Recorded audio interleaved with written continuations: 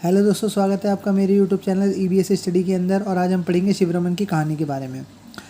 Last class में मैंने आपको शिवरमन की कहानी के बारे में बताया था। शिवरमन तमिलनाडु में करूर कस्बे के पास एक छोटे से गांव में रहने वाला है और जो करूर हथकरघा और बिजली के एक अपने कपड़ों हेतु प्रसिद्ध है। गांव में 100 परिवार रहते हैं और शिवरमन जो है मोची जाति का है। मोची के बारे में मैंने आपको बताया था, जो जूते वगैरह बनाते हैं उन्हें मोची कहा जाता है, जो चमड़े का काम करते हैं। अब वह 160 रुपये प्रतिदिन के हिसाब से मजदूरी के तौर पर काम करता है। और लेकिन उसे यह काम साल में केवल 5 या 6 महीने ही करना पड़ता है, या फिर उसे वही काम 5 या 6 महीने ही काम मिलता है। बाकी समय वह गांव में दूसरे छोटे मोटे काम करता है और उसकी पत्नी शशिकला भी उसके साथ काम करती है। लेकिन इन दिनों उसे यथाकथा ही काम मिल पाता है, और यदि मिलता भी है तो उसी काम के लिए शिवरमन जो करता है उसे कम पैसे मिलते हैं, यानी कि उसकी वाइफ को जो पैसे मिलते हैं वो उससे कम मिलते हैं। परिवार में टोटल 8 सदस्य हैं और शिवरमन की एक 65 साल की विधवा माँ भी है जो बीमार है। और प्रतिदिन अब शिवरमन की माँ भी है और 8 सदस्य हैं और वो प्रतिदिन बहुत कम पैसा कमाते हैं। अब देखो, अगर हम कामों की बात करें तो उसकी 25 साल की एक अविवाहित बहन है, यानी कि उसकी एक बहन है जिसकी उसे शादी भी करनी है, और उसके अपने 4 बच्चे भी हैं। तो जिनकी उम्र 1 से 16 साल के बीच में, यानी कि जो उसके 4 बच्चे हैं उनकी उम्र 1 से 16 साल के बीच में है। और उनकी जो माँ है वो विधवा है। और दूसरी बात, जो उसकी माँ है 65 साल की है, वो एक बूढ़ी औरत है। और जो उसकी बहन है वो 25 साल की है, उसकी शादी करनी है। यानी कि देखिए, माँ का भी ध्यान रखना है और बहन की भी शादी करनी है और उसके 4 बच्चों का भी। और इनमें से 3 लड़कियां हैं और सबसे छोटा बेटा है, और कोई भी लड़की विद्यालय नहीं जाती।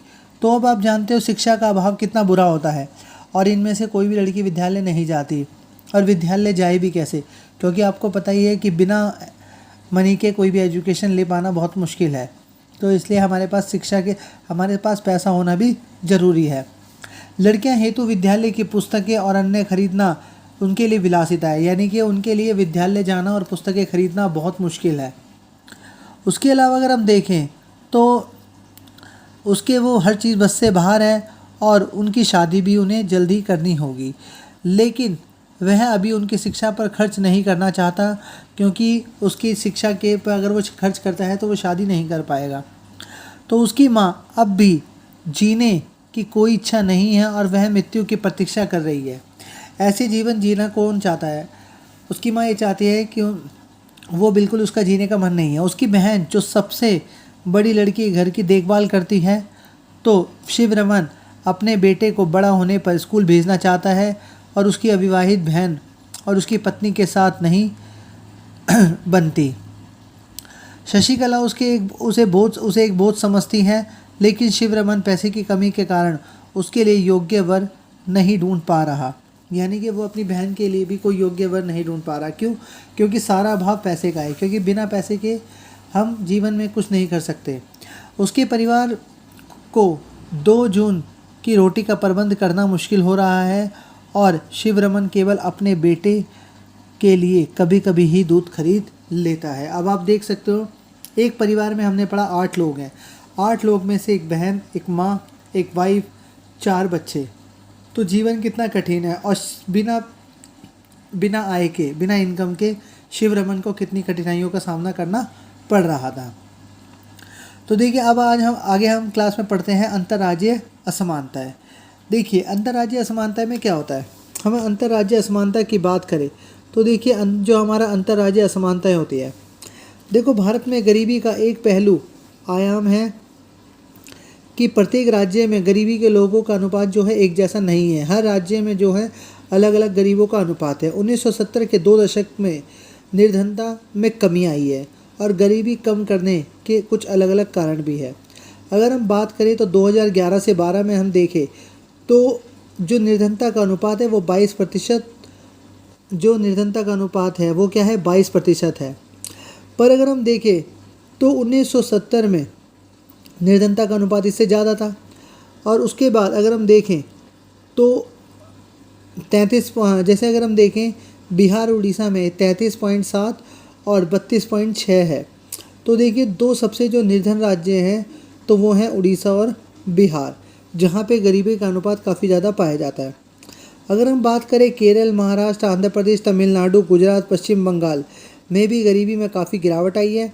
और पंजाब, हरियाणा जैसे राज्यों में उन्होंने खेती को ज़्यादा डेवलप करके गरीबी को काफ़ी हद तक कम किया है।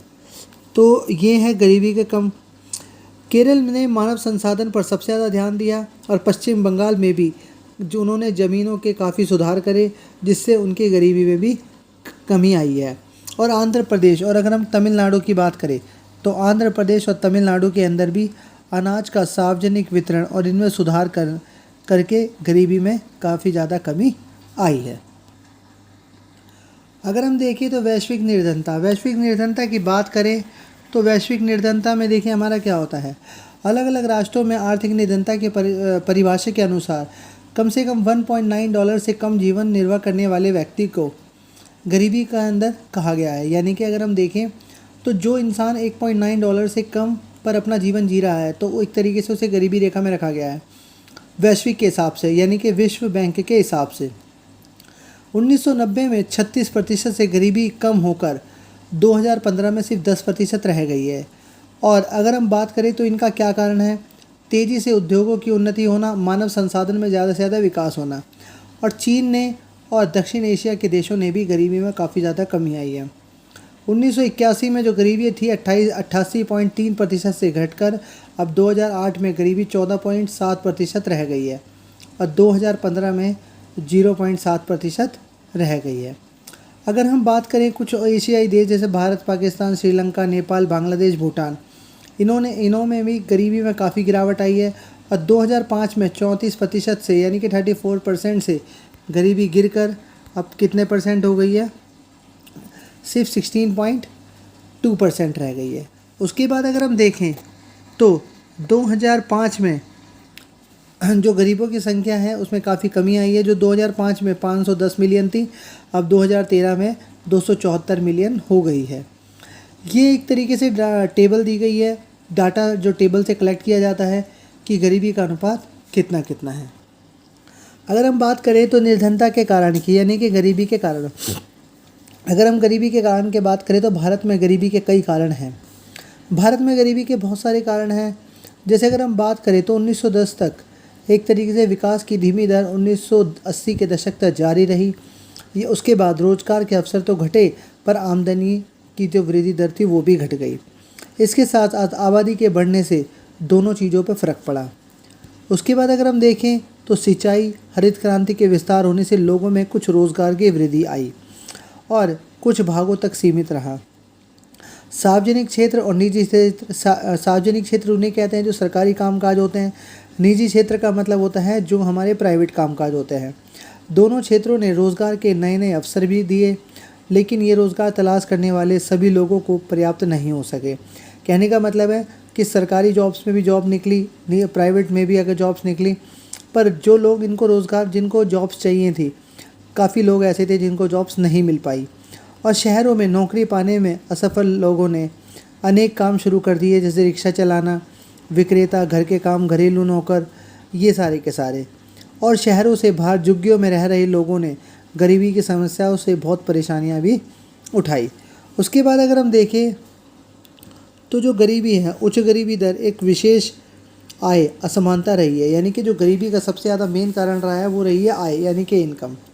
इसका एक प्रमुख कारण अन्य संसाधनों का असमान वितरण होना है, यानी कि समान वितरण न होना नहीं। उसके बाद अगर हम देखें जैसे कुछ नीतियों के पहले अधिकतर राज्यों ने प्रभावी ढंग से इस पर काम किया है। कई अन्य सांस्कृतिक और आर्थिक कारक भी हैं जो गरीबी के लिए उत्तरदायी हैं।